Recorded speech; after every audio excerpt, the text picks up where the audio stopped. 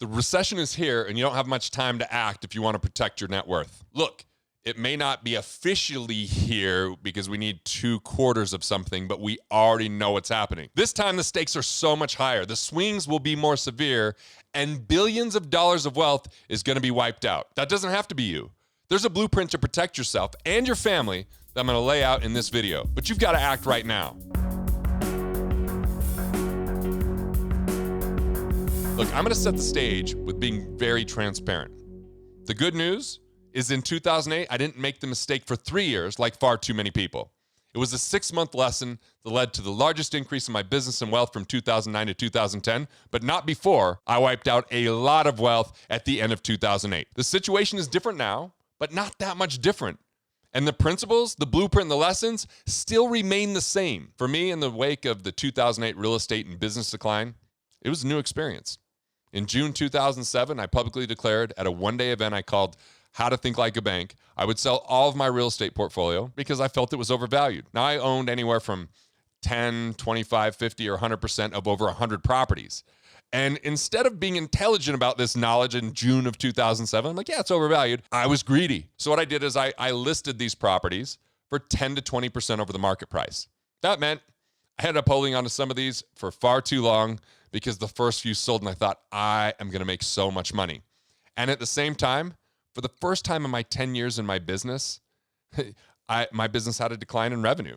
So 1998, June of 1998 is when I began. And then we were talking about 2008. It was the first time there was a decline. Now, this is crazy because at the same time, I'm being recognized by the Utah 100 and the Inc. 500 for growth of my business and getting awards for the previous 5 years. That was kind of confusing to me. And it really tortured me because my ego is like, oh, look at these amazing awards and I want to hold up appearances at first. And so I made major mistakes. See, the real recession I faced was the story I was telling myself. This was valuable because I wanted to make sure to keep my reputation up and my business looking pristine and keeping all my employees and not adjusting anything with payroll and using every last dollar I had to move things forward. You know what? I was overly concerned with my self-worth being tied to my net worth. So let me share some of my biggest mistakes. First one and foremost was I didn't listen to my gut. I erroneously thought I was Midas and that everything I touched would turn to gold because really that's what had happened up until that point. I had invested in things and because of good timing, not because of skill, I made a lot of money. And I didn't want to really assess reality because I want to be overly optimistic that it was going to be very short term and it was going to turn around very quickly. I thought I was being pretty abundant, but I was actually being ignorant. I was actually going, I was ignoring what was really happening. And I was taking on way too much responsibility for everyone else, especially my clients, and putting that as a priority over myself and definitely over my family, which caused years of pain, really. And there was a time from 2008 to 2009, I didn't take any income personally. I actually financed a lot of what I was doing with first my savings, but even credit cards. And I was even financing payroll by getting a loan while at the same time working extra hours. So think about this pain. I'm spending more time getting paid less and going in the wrong direction. People are facing this right now, and I don't want you to make the same mistakes. The other mistakes I was making was I just wasn't communicating with my employees. I was pretending like everything was fine. I wasn't really even talking to my friends and family as frequently as I should because I was trying to hold up appearances.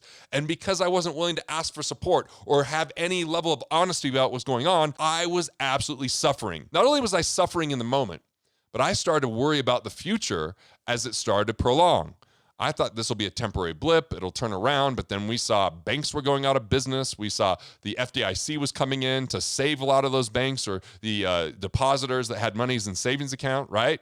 So what started to happen is I got worried, and worry started to disrupt my sleep.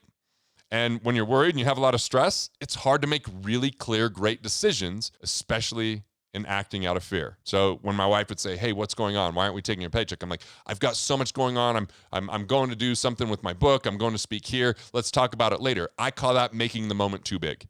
If we limit our communication because we don't have an answer, we don't find the answer because we're stuck in the problem. So delaying communication discounts your own ability to collaborate with others where they might ask better questions of you, where they might be able to be a co-creator of coming up with insight or strategy, and ultimately will diminish you as a leader because as a leader, authenticity is key. What this led to was I got really exhausted.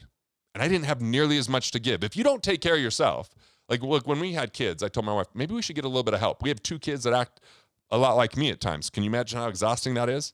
I got a lot of energy here, right? My wife is like, just, constantly with them and started to get worn down. And I'm like, why don't we have some help? She's like, no, I don't want to be a bad mom. But the reality is, taking a day, taking a few evenings where there was some time off to go get errands done, to do some things for herself, would allow for a better quality of time rather than quantity of time. And I was spending plenty of quantity of time within my business, but the quality was suffering because I was drained. Stress and worry, again, leads to less sleep, more work, and drained energy because you don't show up the very best of who you are. Now, at the same time, I'm traveling 90 straight days promoting my book, yet not really managing my business. So I'm not paying attention to that, but I'm out there, getting all this information out to everybody else, but struggling and implementing it in myself. Plus, I was using most of my liquidity to launch that book, right? Most of my savings, and I didn't reassess the plan and adjust and be mindful with the spending. See, Harvard Business Review did this study. Businesses that go out there and they immediately cut everything during times like this, they almost never survive. But businesses that immediately go to, well, let's just spend more and it all work out, they don't survive either. There's a delicate balance between cutting out unnecessary expenses and still investing in things that help you to grow and maintain and really support. So shrinking isn't the key. Being a miser isn't going to help. Cutting out everything that you enjoy, that isn't going to do the thing. But at the same time, neglecting your cash flow could be a complete crutch. So I waited too long to make changes as the cash flow changed. And instead, I just thought I'll borrow money rather than have a tough conversation, rather than, confront an employee or, come up with a new plan. So I kept employees for too long. And look, if you're an employee and you're hearing this message, it's time for you to find solutions over just pointing out problems or merely worrying. What can you do to show up and be part of the solution rather than part of the payroll drain, right? Are there initiatives that you're working on in your business that could be dropped because they require too much bandwidth and they're not profitable yet? Are there 3 things that you could focus on immediately versus getting spread thin? I was trying far too hard to create multiple streams of income with real estate, oil and gas, hard money lending. We go through all this rather than what is my primary stream of income? And it became more distractions instead of opportunity, because when one thing needed attention, I started to neglect the things that were working.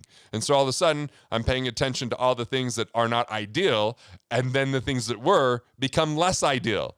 I look at it like having a powerful river versus a bunch of creeks. You might have one creek that actually starts to dry up, and if you try to fix that, then the other creeks aren't getting the attention. Find that powerful river of where can you create the most cash flow? What can you do on a daily basis to be the most productive? So that comes down to, where are your profit centers? What's the most valuable profit center? And what are the things that can be done later or dropped altogether to preserve your time? When I got clear in that 6 months, this is what changed everything and exploded the growth. First off, I was building a program called the Business Fast Track. And instead of me running those workshops, which were about 6 a year, right, working on those workbooks, coaching those people, I had Brandon Allen, who was phenomenal at that. I said, why don't you come and co-lead this with me? I saw how much better he was than me at it, and he was willing to take it over. That was Delegation, and that program actually grew because he had the bandwidth and the time. I was working on a sole purpose, spiritual type fast track where people would really find out what their obstacles are, where they had really money maps that were misinformed and all these kind of, myths and things that they were paying attention to and hadn't discovered their sole purpose. And as I was trying to build that, I said, why don't I put that on hold, focus on what we do best, which is help people keep more of what they make. We invented cash flow optimization, where people saved massive amounts of tax, massive amounts of interest, helped manage their cash flow, and just got even better at that. And then eventually I was able to have Demi come along, and she's phenomenal, and took over this sole purpose events that we were thinking about having. And those have been just the results are beyond belief, and she owns it. Allow collaboration. That was one of my biggest lessons, because one of my biggest mistakes was thinking I had to do it alone. I had to do it all, and I could only act slowly because I was exhausted. And another thing is, I didn't change the messaging in my firm because I didn't lead. I just said, figure it out, I'm too busy. And then what happened was people started going, well, I'm going to wait and see what happens in the economy. And we didn't have the answers to that. But when we came up with the answers, exponential growth happened. Listen to your team. Listen to what's happening, and then start to come up with strategies so that people can take action, even if there's uncertainty. I look at it like right now, we have the solutions and answers. This is what we're built for at Wealth Factory, is to support people through these crazy times.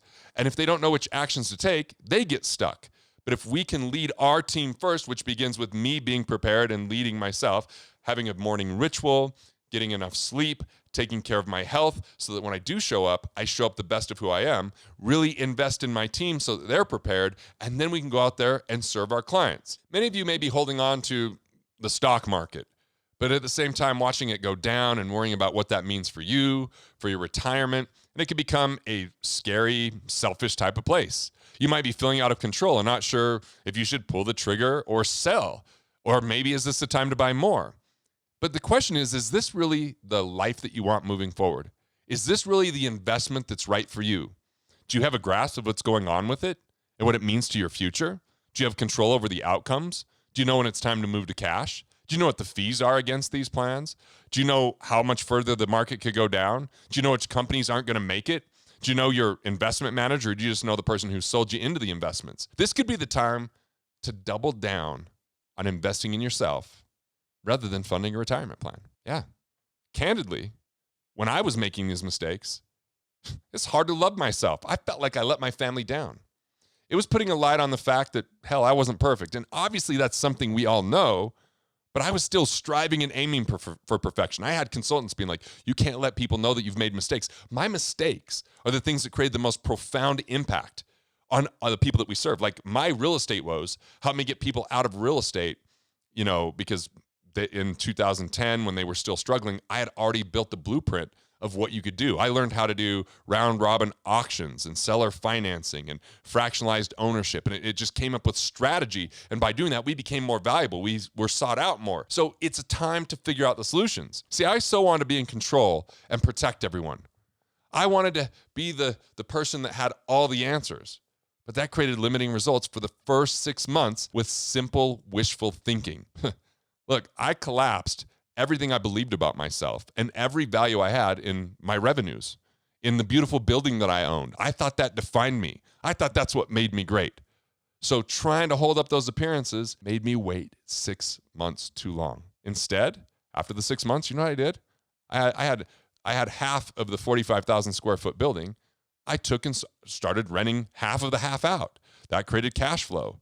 Right? I started using my TV studio and letting other people use it and pay for that use and created cash flow there. So I started to, address things where they were hemorrhaging. I started to focus on the programs that we were best built for. I started to train my team and spend time with them. We had dialogue. Now is not the time to go it alone. Mistakes don't define you, and they don't have to go as long as most people make them go. You can now refine what you're up to. It's all about knowing who can support you. Look, it's great that we can go support other people, but identify right now who can support you. Who can you talk to that inspires, uplifts, challenges, supports, and asks the right questions so that you come up with solutions? Those are the people to reach out to. Don't pretend like everything's perfect. We know it's not. I mean, come on. I get there's some businesses in the supplement world, some of our clients are doing really well right now. In the world of preppers that sell generators and other things like that, they're doing really well. But there's plenty of businesses that are restaurants, that are Amazon sellers, that are doctors that don't have their doors open right now, that absolutely are facing difficult decisions. We don't know how long it's going to last, but it doesn't have to be something that you participate the whole way down, because you can start to make adjustments today. Stop playing losing games of scrimping, sacrificing, and hustling while you neglect your health and happiness and quality of life. When people feel fear, or when people are hurt by their circumstances, they push people away out of embarrassment. And that just makes matters worse. And if you don't feel you can solve these problems, well, that's when worry takes over. That's when survival sets in. That's where selfishness lies to us, right? It validates limiting scarcity beliefs. I remember people yelling at me, this is real, this is scarcity. Look, I get it, but it doesn't mean we have to succumb to it. We can start to become part of the solution. We can start to collaborate. Exchange is still key, even though it might be done virtually like we're doing here. But what can you do? Well, let me unveil the solution in 3 simple parts for you. 1, what can you practically do today? Look to refinance immediately. Interest rates are at an all-time low. But banks are already seeing companies go for a cash grab with their lines of credit, which is taking a lot of the available cash. If you do borrow, don't borrow to consume. This means you may want to consider the interest and fee you would pay to access money on a line of credit, even if you're not going to use all of it today, because banks are going to start to chop that down and reduce what's available, right? So you might see those lines completely go away. Lowering payments is one thing. If you can get a lower interest rate, that's awesome, right? But whatever you do, don't go refinance and buy things that aren't producing cash flow. That's a completely different thing. Be intelligent with this cash. It's time to stop funding losing investments. Now's the time to build up your liquidity, to have staying power, right? To have cash on hand, because people with cash will be able to take advantage of opportunities that are sure to come soon. You might even consider paying off higher interest rates or costly negative cash flow loans because they're draining you too much and creating stress. If you can reduce that stress, you could think more productively. Like, I just made my first claim on a captive insurance company. I designed that for moments like this. I'm in the world where I'm out there speaking. I was supposed to do a TEDx. That got moved. I don't know when it's rescheduled. Supposed to speak at multiple events that either got moved or they aren't even back on the schedule because they don't know when this is going to change. But the good news is I had the liquidity. It means I didn't have to go borrow money. It means I set the money aside when times were good. This is a lesson we all have to learn if you didn't learn it the first time. And if you didn't do that ahead of time, you might refinance your car. Look for ways to get access to cash so you don't find yourself out of cash and selling off assets when they're at all-time lows. All right? So no judgment if you didn't have this figured out the first time around. Hell, I should have learned from 2000 to 2002, but I kind of got through with luck. And that made me feel even more intelligent when I wasn't quite there. In 2008, that first 6 months, that was a doozy, and it really helped me out to start asking different questions, learn those lessons, and I never forgot them, which meant I was prepared, and the people who have been following us have been prepared for a long time. There's something I call a war chest. A war chest is where you set money aside so that when there are times, like, because if you're successful, you face success taxes, right? That could be anything from, too much income tax that you didn't expect, to being sued, to, reputation management, to embezzlement. I mean, there's so many things that can happen in a business. Or you have a virus that starts to come out and it totally changes how we do business. Or you have an overinflated market that comes from people borrowing money to buy things. And when that borrowing is no longer available, the economy rapidly decreases. What I'm getting is texts from clients like I have someone in the culinary industry saying, man, I'm so thankful for the war chest. It's helping me move forward. It's helping me get by. These things are hard to plan for in good times because it feels like they're never going to end. But when cash flow is tight in these times, now we start to understand and where we can learn the lesson. Make sure you learn the lesson and you just start somewhere, anywhere. My brother-in-law's advice in 2009 was, hey, I know you want to pay off your credit cards now that things are starting to look better, but make sure you keep paying yourself first. He's a coach at my firm at the time. I was like, look, I have my coaches even give me great advice. Keep the habits going that we've been teaching if you're watching us here on YouTube. Pay yourself first. Have liquidity. It's okay to pay some interest for a time to make sure that you have stability and you have some security. For me this time around, I'm now ready to help inspire. Not guilt or shame, not judgment or embarrassment, but inspire there is possibilities to get through this. It's not going to be easy. A lot of people are going to go bankrupt. There's going to be tons of difficulty, but you could be part of the solution instead of making the problem worse. So we've got to take the right actions. We've got to learn these lessons. It's about focusing on where can you be abundant? Where can you be innovative? Where can you bring your human ingenuity to lead others? Be transparent. All progress begins with honesty. And if you can lead with transparency, I just aired my dirty laundry, the mistakes of 2008. Why? Because I don't want you to feel guilt or shame if you've made mistakes or if you feel like you're letting your family down. It's okay. Let's do the right things moving forward. Let's not let the past dictate who we are. Let's let the next steps and the actions we take be the triumph. All right, the second piece. Let's use this time that we've gotten to increase knowledge, to increase our knowledge around the value we could provide. Use the time wisely. Hell, go to wealthfactory.com/solution. It's a beautiful, great start. It can really help. It's a way for you to discover your soul purpose. It's a way to figure out what kind of structure you can create to be more abundant, to be more of a problem solver, to pull out the best of who you are. That is my gift to you, right? Download that. But the questions to answer is, what are you listening to right now and what are you reading? Is it making matters worse and adding more fear? Or is it giving you ideas of what you can do to take control and improve your life and the lives of others, right? What can you do that you have control over? I feel like right now, this sense like in the background that There's a lot of freedom I'm used to having that isn't there. I was going to take my son to Asia for a month, and we were going to do some service projects, take him to Seoul, take him to Cambodia and Vietnam. I was going to show him around. We're going to just bond and talk, and it was part of my legacy, but that got moved. But you know what that means? I can now spend time with my whole family. It means I can spend time writing these things and filming these things. I could be part of helping people out. So what is it that you have control over? What can you do? How can you create more value? Maybe you were in a career that you didn't love. Maybe you were part of 60% of Americans, for example, that are disengaged with their work, and now it's time to rewrite your story. It's time to start anew. And is there any critical conversations you can have now rather than later? Is there someone that you need to fix a bad relationship, or acknowledge how impactful they've been for you, or support others and allow them to support you?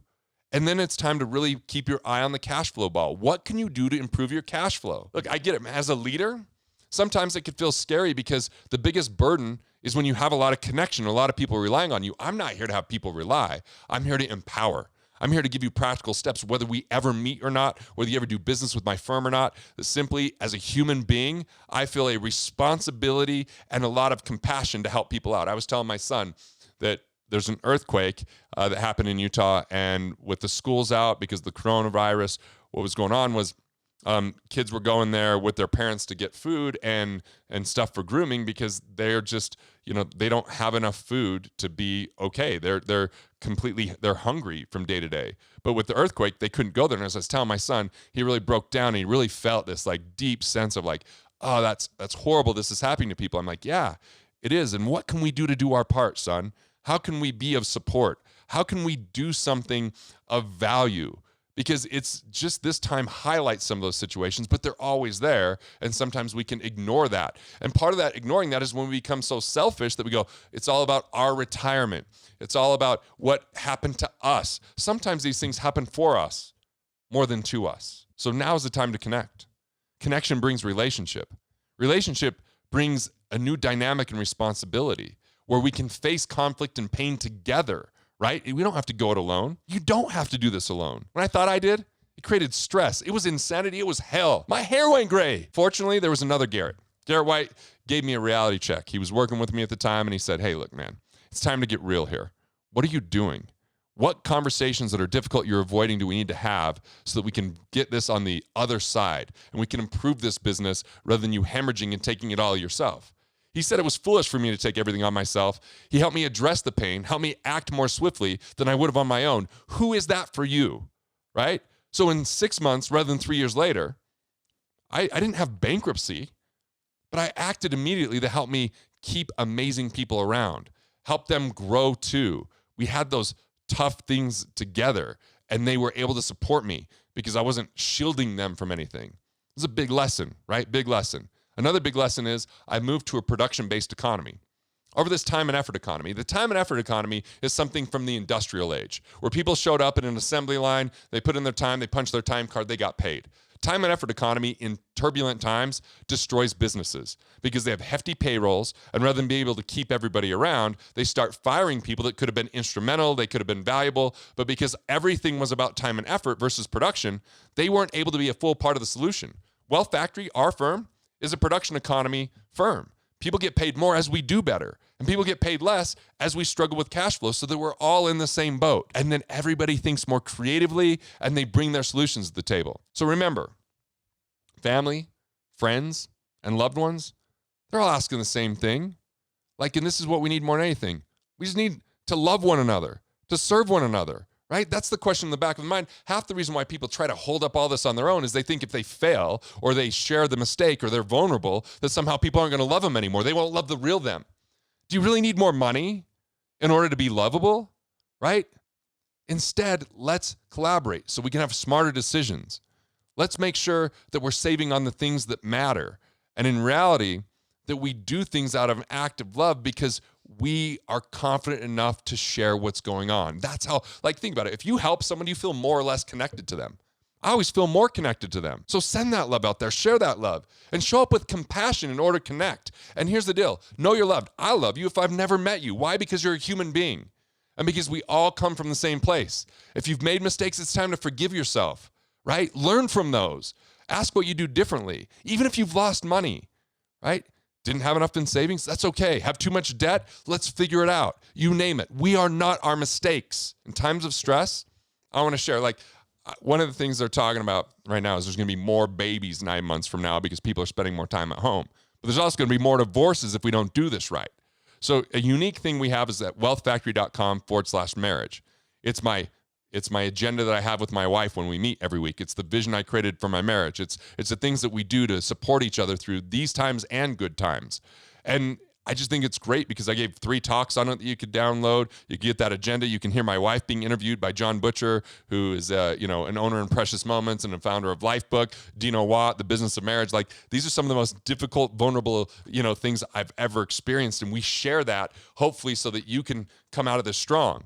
The other thing is you could text 44222 and in the subject line put wealthier, because it's filled with tons of great content to navigate this. From Killing Sacred Cows, that was the best manual to navigate the last recession, to What Would the Rockefellers Do, which anyone that's followed that is not participating in the downside with the money they've set aside, to cash flow guides. I promise, there's no reason to just so-called stay the course. That's placating. Or the people that say, don't worry, the market will recover. Isn't there something better you can do? That's simpleton advice, sometimes just tied to job preservation and commission and regurgitation. We need better advice, more critical advice. It's time to think and learn those lessons. All right, so the final piece. So, how did I learn from the mistakes I shared at the beginning? Well, it wasn't easy, but it was profound. It began by recognizing money is sometimes actually a distraction. Why is it a distraction? Because it's measurable, right? Love isn't really measurable.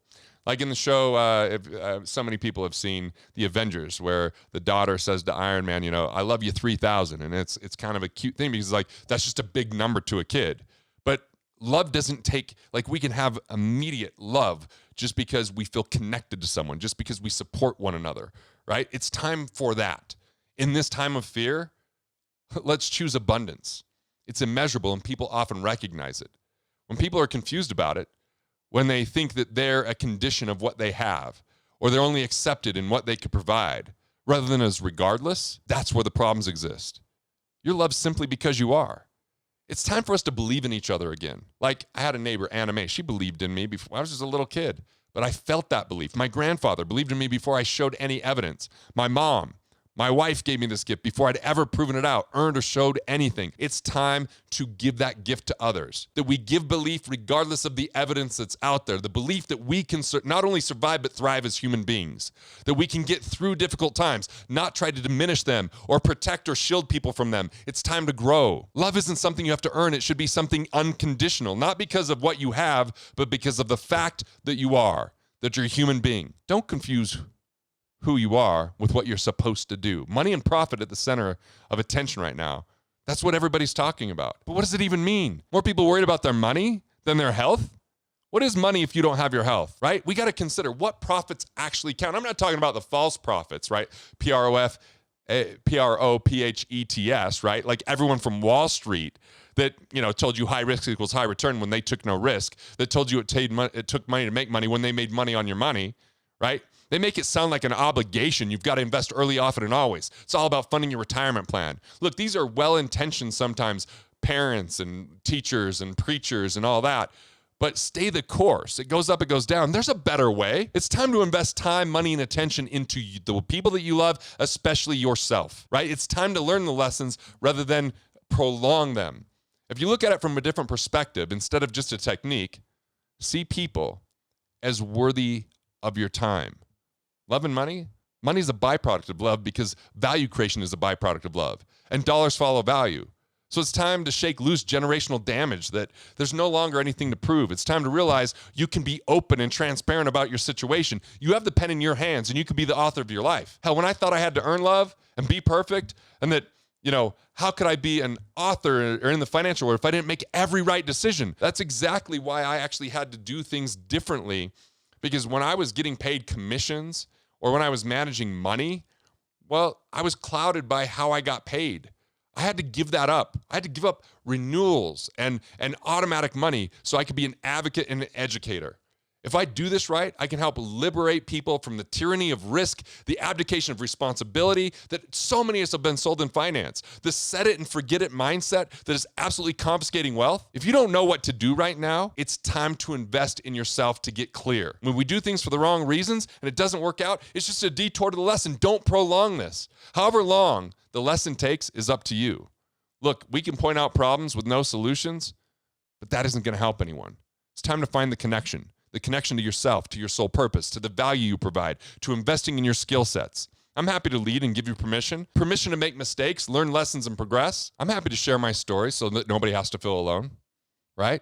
Now's the time to do the hard work and be honest and transparent and recognize it's time to create a new vision, or seeing that if you're missing purpose or you simply adapted to living life in mediocrity, you have a choice.